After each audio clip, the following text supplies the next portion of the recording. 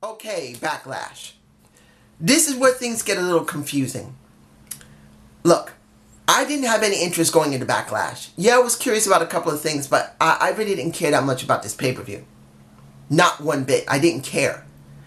Now, in this pay-per-view, you're bringing two brands together where one brand is more wrestling eccentric and the other one is more character driven. And when it came down to it, you got a flip almost. You got more of a character driven bit on the wrestling show, and you got more wrestling on the character driven show. That kind of feels like what we got for SmackDown as well as Raw. Raw got more wrestling. And then SmackDown Live got more for their character driven stuff. That's what it felt like it was like for this pay-per-view. A flip of what needed for both shows. One show is supposed to have more wrestling than character. The other one's supposed to have more character and wrestling. You just flipped them and you got that. Now, I'm not saying the show was great. It really wasn't that great. But I'll say at least for SmackDown Live, a lot of character stuff and storylines did get progressed. Raw had nothing. Nothing happened to Raw. Nothing. Basically, you got nothing really for Raw, except for a few tiny things. Nothing changed for Raw, but at least for SmackDown, you got a little bit. Okay, let's do the cross promotion of the IC title of The Miz versus Seth Rollins.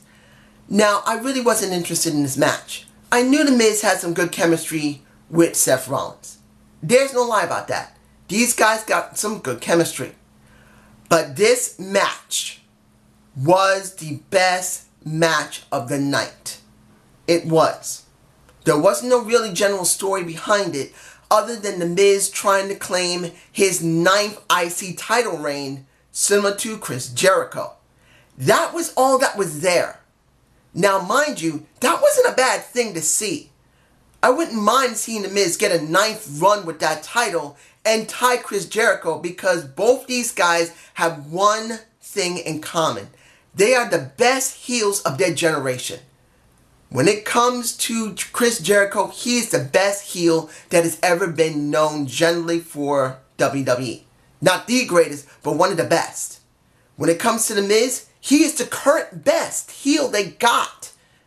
Other than, Vince McMahon, Triple H, and Stephanie, the best heel that the company has is The Miz. He just is. It doesn't matter if he's in the main title picture or in the mid-card. He's the best they got. So that was the story. A heel trying to claim what he believes is his. A 9th title reign tying the one and only Chris Jericho.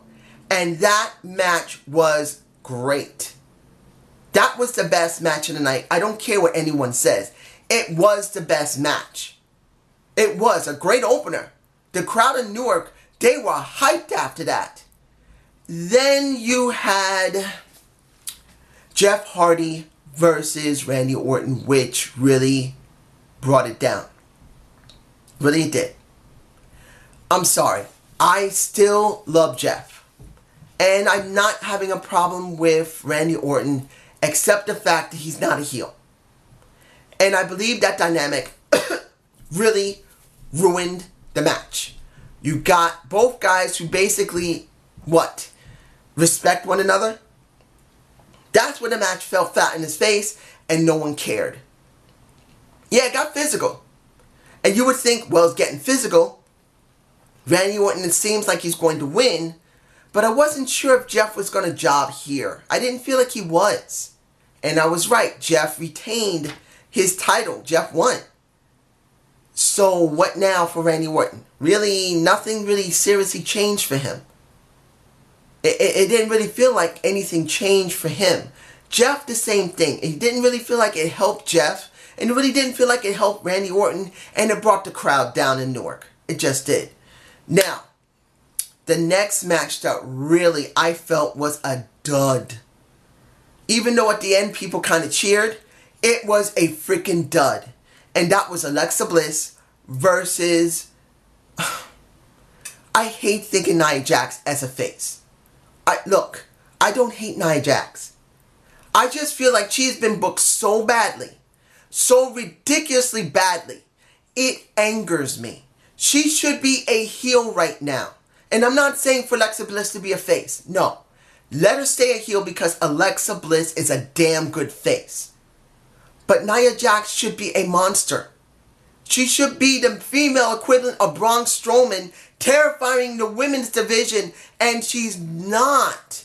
What is the point of having a woman, mind you, taking away from the match, which I'm not saying was good at all. Alexa did most of the heavy lifting there. I know that sounds like what? Yes.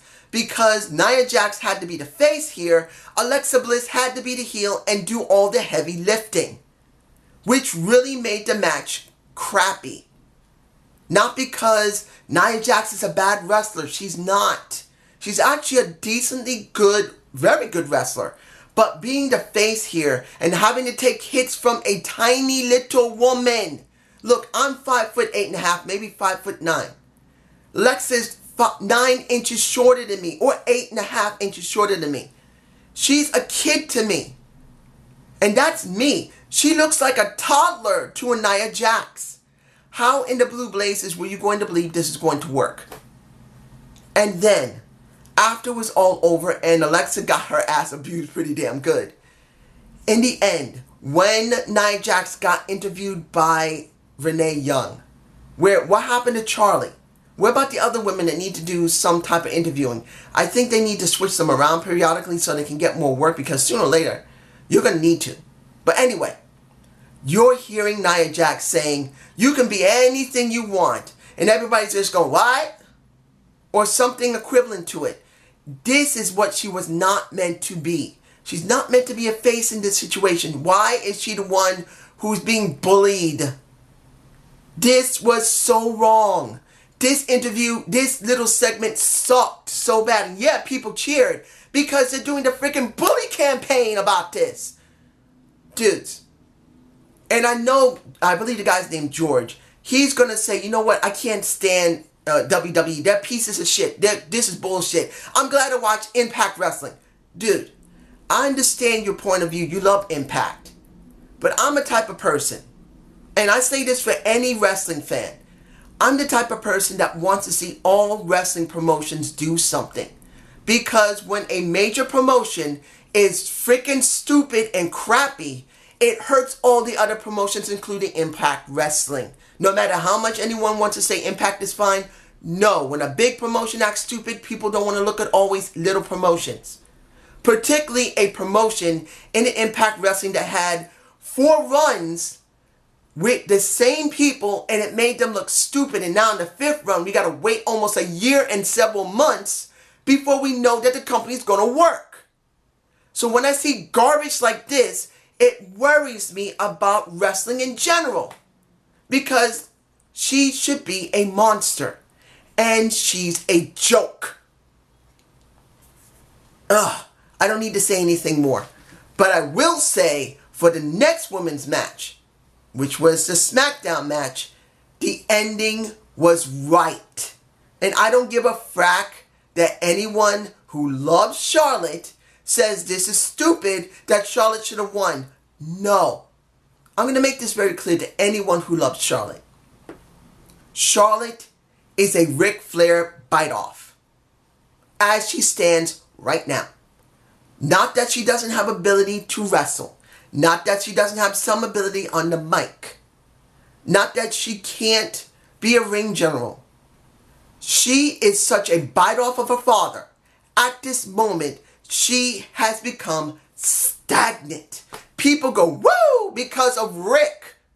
She's doing woo because of her dad. So you do not see Charlotte. Now they were doing Charlotte on SmackDown, but now they announce her Charlotte Flair at the pay-per-view. Why? Why are you taking Charlotte out and putting Charlotte Flair? It should be Charlotte. If she's so over, why do you have to put Ric Flair's name into it? It shows she needs a change. I don't hate her. 1, I do believe she's still too green. But 2, she has no character. If anyone, I don't care if the Lex Man Alex sees this, I'm going to tell him, dude, you like Charlotte? What do you like about her? What do you actually see of Charlotte that isn't Ric Flair? I'm not angry at you. You love Charlotte, but what is Charlotte? There's nothing there for over 2.5 years, including NXT. Who is she? She's Charlotte Flair, not Charlotte. So when you see this actually is a good thing for her. I'm actually glad to see that she lost here and job to Carmella. One, it helps Carmella, because right now Carmella's more hotter than she is. Two, you can do something with Carmella that you can't do with Charlotte. You'll have new feuds that you have not seen before. Because pretty much Charlotte, except for Naomi only wrestling with her once. I say this again, and you can tell this to the Lex Men. How come she's only wrestled Naomi by herself generally once? Why? Because Naomi's black? No. Because she can't wrestle Naomi because she doesn't know her. Every time she wrestles someone new, she's sloppy. So that's why she's not wrestling Naomi. Not because Naomi isn't good, it's because Charlotte can't handle someone new. But in the end, you can see Carmella go up against Charlotte. You can see Lana go up against Charlotte. You can see Tamina go up against Charlotte. Yes, I know no one cares about Tamina. I do. She should have already been a champ. She deserved it. She's been there long enough. You can see her go up against Asuka. Yes, she's jobbed to Asuka.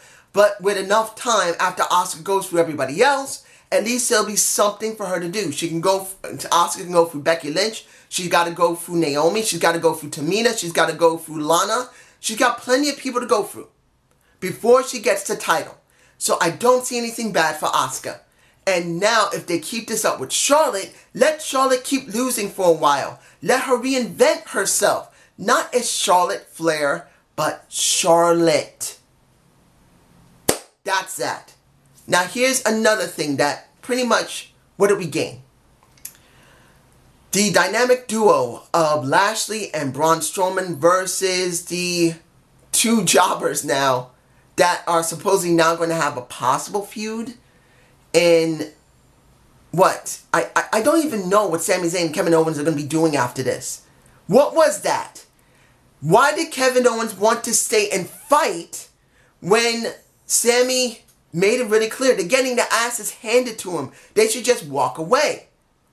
So, why would Sami throw Owens back in the ring? Why would Owens throw Sami back in the ring? Why would Sami smack Owens like a bitch? And then both of them get their asses handed to them. Where are they going to go with this? Don't you think this should be about maybe doing something with Braun Strowman and maybe doing something about Lashley? Nothing. This was not about Lashley or Braun Strowman. This was about Kevin Owens and Sami Zayn possibly having feuds again.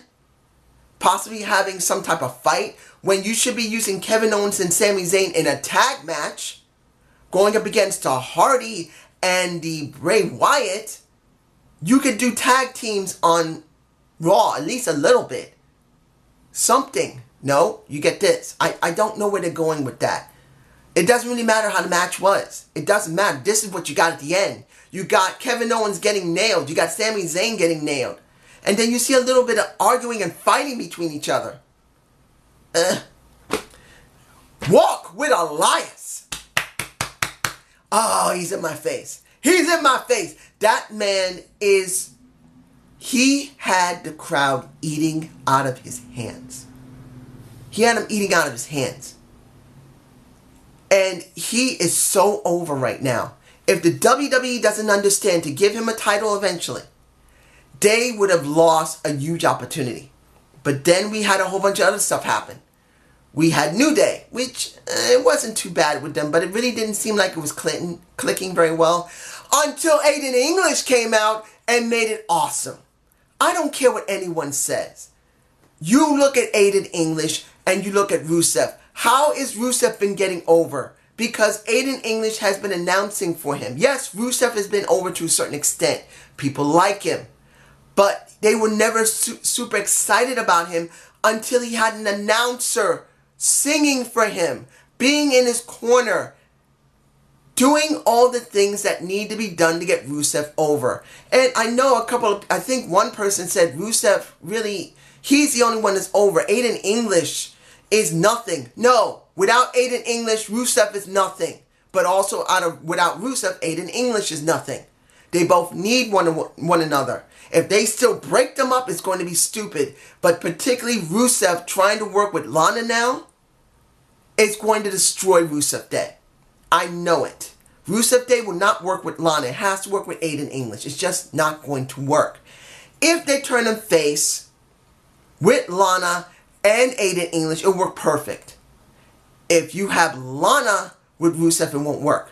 Lana is a heat magnet. With those huge tits and butt, she is a heat magnet. She is not a pop magnet. It does not work like it does with Aiden English and Rusev. In the end, what did we get? After the conga line of No Way Jose, along with the, who was there? I believe the Fashion Popo, who have not done anything yet. You got Bobby Roode nailing a Elias.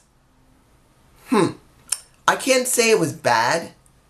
And the opening with Elias made everything wonderful. But I just don't know. Having Bobby Roode as a heel is helping. It just isn't. Bobby Roode needs to turn heel. Just how I feel. Let's see what else we got here.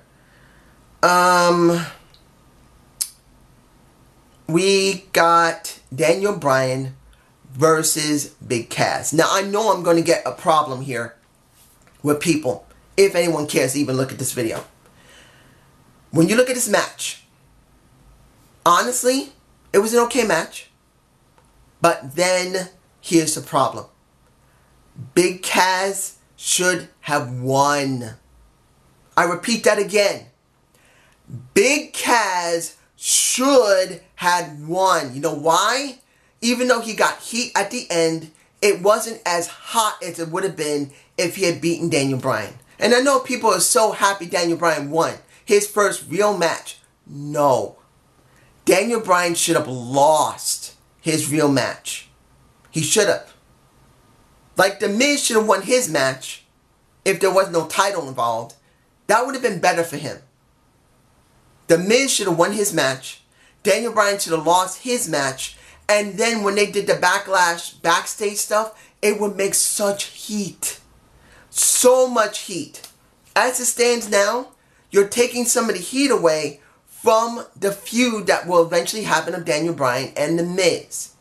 The Miz should have never lost. Daniel Bryan shouldn't have won. That's what should have happened. And I believe that was a lost opportunity by the WWE. They should have never made the title for Seth Rollins and The Miz. I'm sorry. Seth Rollins shouldn't have to defend his title against The Miz. That would have been the better thing. That would have been the best thing. Or, if he had to fight and he had to win, you switch the US title from SmackDown to Raw and let The Miz have the IC title, and that would have been better. That would have been the wisest thing to do, and you could have gone from there. Okay? That's the truth.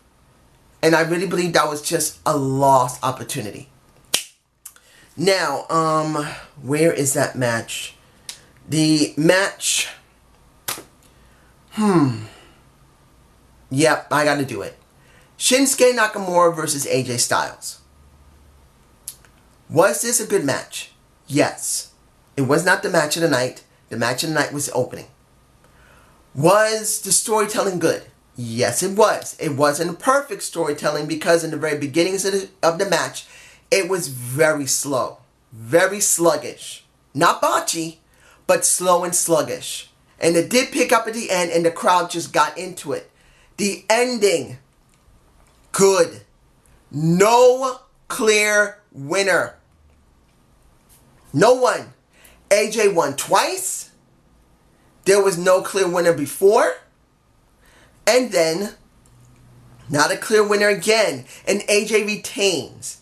The nut shots on both these guys was lovely. First AJ gets a nut shot, then Shinsuke gets a nut shot, then they nut shot each other, and that is the reason why they could not win either one.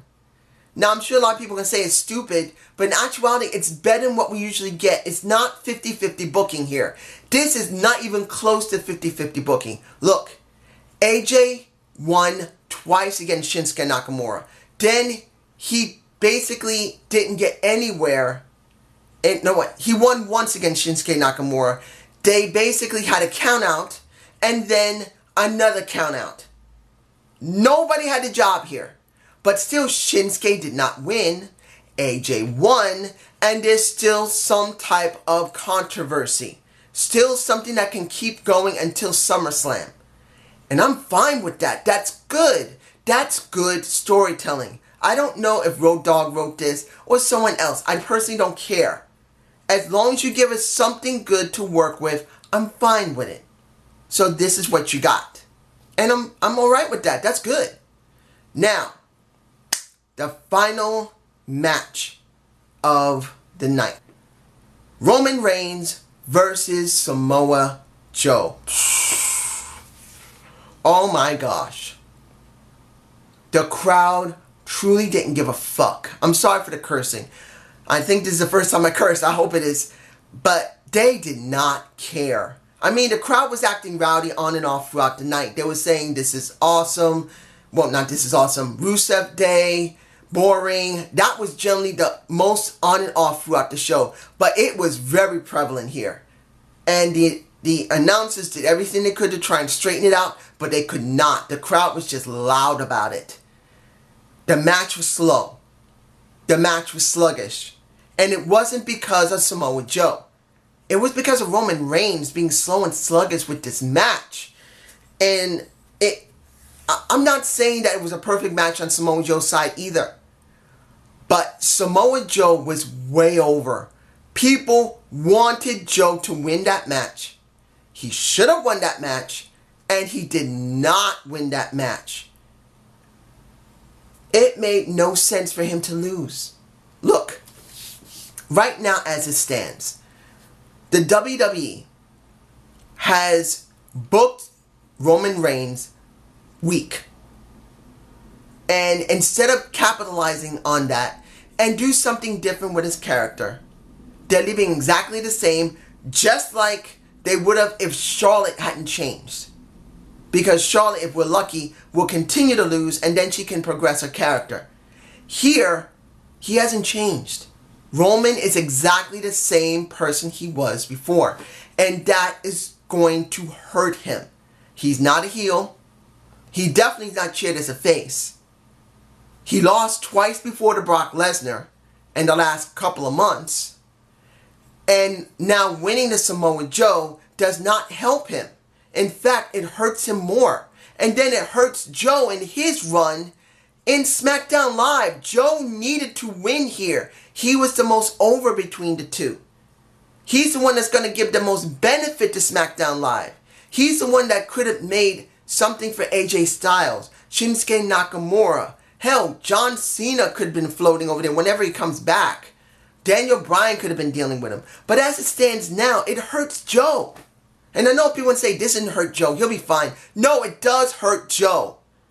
Joe needed this. He hyped this for almost 3 weeks. It really needed to go down Joe's alley. This was stupid booking 101. It doesn't help Joe. It doesn't help Roman Reigns. The crowd didn't really give a damn after he won. Excuse me. And when we go into Raw tomorrow, what do you exactly think is going to happen after that? Do you actually think Roman Reigns is going to be something special after that? The crowd is still going to boo him. Nothing's changed. And it's just a waste. So was this show good? No, not really. It did progress SmackDown Live. I'll put it in that respect. SmackDown Live has been progressed to some extent. Charlotte lost, which was very good. The Miz lost, which was very bad. Daniel Bryan winning, which was very bad. You got pretty much Samoa Joe losing, which really didn't help a lot. Charlotte losing, I already said that helps her. Carmella losing, that helps her. Pretty much Shinsuke Nakamura and AJ Styles, as it stands, is still a hot feud because we don't know where they're going to go next. So even though it is a lot of negatives for SmackDown Live, in some level there is progression. Like I said, there was some level of progression in the show. Raw, nothing changed. Nothing. Zero. And it just, what a waste. But this is just me. Have a good day. Have a good night. Peace.